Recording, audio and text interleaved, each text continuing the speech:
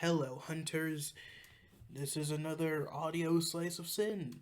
It's also releasing at the same time as a typical average slice of sin. So you're gonna have this slice in two different formats. Congratulations, everyone. This slice in is also an apology, cause I promised one, and I've been trying to write it for I feels like a month now, but I think it's really been 2 weeks, maybe three, and I'm like, man, I'm not writing that slice of sin, so this is an apology slice of sin. I'm sorry. So this is slice of sin, audio slice of sin number 2, normal slice of sin number 43, the King of Myths versus the Gilded Hellsing. Let's start. Swift defeat. That is how the first fight with the King of Myths ended for the Gilded Hellsing.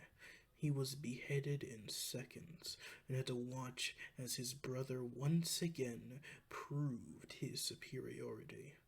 Once again, he was defeated by one who doesn't know the struggle of weakness, one who was born blessed and has never worked for their strength. But even so, worse than losing was watching Adam van Helsing, the most arrogant man Atlas has ever known, acknowledge the strength of the king. The strength of a king who couldn't protect his nation, his friends, or his dream. A king born with blessed blood and promised to wield an all-powerful blade from birth. A king who has lived a life with no hardships or struggles. The hatred Atlas feels for the king could only ever be rivaled by the hatred he felt for his brother. And now, over 300 years later, that same king stands before him, and once again enrages Atlas van Helsing. Where is the blade? I will not be disrespected by a fool. Pick up a sword now, so that you may die properly. Atlas spat out the order with a growl. He had a point to prove and knew it would mean nothing to kill King Arthur while he's unarmed. He needed to kill him fully to prove to everyone he was superior to Adam. And yet, no matter how many attacks Atlas threw his way, the King of Myths continued to fight unarmed, dodging every attack with a smirk on his face. You're whining like a kid who got told there's no candy left for him. Besides, you're so obvious. We've been fighting for 20 minutes now, and you haven't used a single vampiric trick. It's almost like you want to beat me as a human. Bane's insight on Atlas's actions was head on. The Hellsing didn't just want to prove he was stronger than Bane. He wanted to prove he was stronger than him because of his hard work.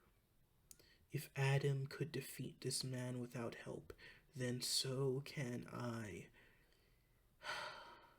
He'd best him with the blessings he drilled into his body after grueling labors, and the two fists which he used to crush every foe he faced. Not the power of Dracula or the eyes of Hellsing he's never had. Just his own brutality shall be enough. Noble-blooded fool. You could never understand what I fight to prove. Now die. Atlas was fed up with Bane's mockery and couldn't handle being called out for his hypocrisy, so he aimed a definitive killing blow towards Bane's skull. A fist carrying 5 mastered blessings worth of hard work, which could never be dodged by anyone. other than King Arthur. But that wasn't the most shocking thing to happen. What the King of Myths next proceeded to do was, wow, strength which can shatter the soul, speed that matches that of light, technique to aim at the weakest point, resilience to protect your own body from being torn apart by your power, and heart to push through the limitations of mortality. It's an extraordinary attack being used by an ordinary man. Your power is lesser than Beowulf, your speed inferior to Lancelot. Technique can't compare to Robin Hood. Resilience Valeria would laugh at. And heart Lady Justice would pity. You are nothing but a flea faced against the myths I've known. And then, as only the King of Myths is capable of, he replicated it, the most powerful mortal attack Atlas could do, copied and improved in an instant, and unlike Bane, Atlas had no hope of dodging. He reinforced his body, stacking layers of both resistance and heart in a desperate attempt to not fall. He couldn't fall, not thanks to the fist of someone weaker than him, not after being shamed so unabashedly, and yet his knees gave way, and he collapsed to the floor, clutching the gaping wound on his chest. As his breathing quickened, he was reminded of a familiar feeling, the pain he felt each and every time he fought his brother. Why does this world favor the talented and punish those who dream? When will my efforts ever be enough? The thoughts spiraled through Atlas's mind as Bane launched a second strike, this one aimed to put the monster down forever. But in the demon's moment of despair, he found what he lacked his entire life. Hope. Hope in the new world which will be made by Dracula. Hope in a future where no one will be born blessed. Hope in a world where he can have pride in his strength without feeling weak. Hope as a vampire. His chest wound closed, and his physical attributes skyrocketed as Atlas stopped holding himself back and punched Bane into the distance, landing his first clean hit of the fight. I must now admit the truth which I've ran from all my life. Atlas van Helsing the man was weak, but Atlas van Helsing, the vampire, shall never be defeated, not even by someone as gifted as you.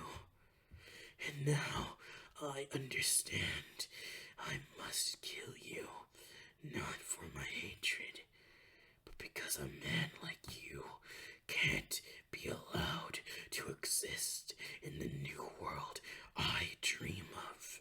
So it is my duty to end your life. Atlas charged in while simultaneously pulling Bane closer to his fist with blood manipulation and landed a second piercing blow. And then, using the power gained from abandoning all humanity, Atlas attempted one final kill shot, only to have his arm caught in a vice-like grip before having it torn from his body. He didn't let this distract him. He attempted an uppercut next, but that was blocked. He quickly regrew his arm and threw a hook only to have it dodged. Atlas didn't allow these nuisances to bother them though, as he was much more than a man.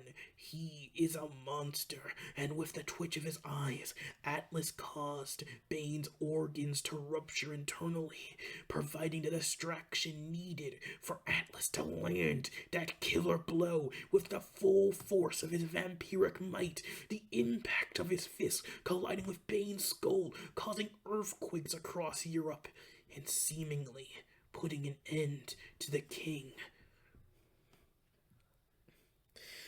Atlas started to walk away from his former foe before he felt something off. And when he looked back at what should have been a corpse of the king of myths had shocked him once again. Flames were scorching his skull and body, and after a few seconds he was fully healed, sans a few superfluous burns. It was then Atlas finally put together the true power of King Arthur. The reason he once held the title of strongest on earth, how he was able to perform the ultimate mortal fist Atlas spent years perfecting in seconds, after only sensing it once. King Arthur, thanks to his rhythm of the universe and his unbelievable talent, could replicate the blessings of others. And use them like the original? No, use them in a greater degree than the original. As Atlas stood stunned by the true lengths of Arthur's power, the king disappeared from his sight and nailed a kick carrying millions of volts of electricity. While the voltage kept Atlas still and coughing up smoke, Bane landed an uppercut with the strength of Beowulf behind his fist. The impact tore Atlas's jaw clean from his body and made the vampire reel back. As Atlas regrew his jaw, he barely managed to block the next blow, but despite the situation he was in, he was smiling, grinning ear to ear in a toothy, fanged grin. He was keeping up, and more than that, he could tell exactly the cost of this strength, thanks to embracing his vampiric nature. King Arthur, for as unbelievably strong as he is, hasn't left the realm of mortality, meaning he had limitations still. When he came back from death, his soul cracked. When he called lightning into his leg, the flesh was left charred and scarred with electricity. When he used the strength of Beowulf, the sounds of his bones fracturing could be heard. He could call on the strength of others, but he was still human, and Atlas had accepted his place as a monster. So the two raged on, now equal in battle, one fighting using all his might as a monster, and the other fighting with the bonds formed through his humanity, and only one can come out the winner. To be continued in session. Yeah. I did my best, guys. Don't know if that sounded good. Hopefully it sounded better than like the last take, because my mouth was way too close to the mic. It's now at a bit of a distance, but yeah, thank you.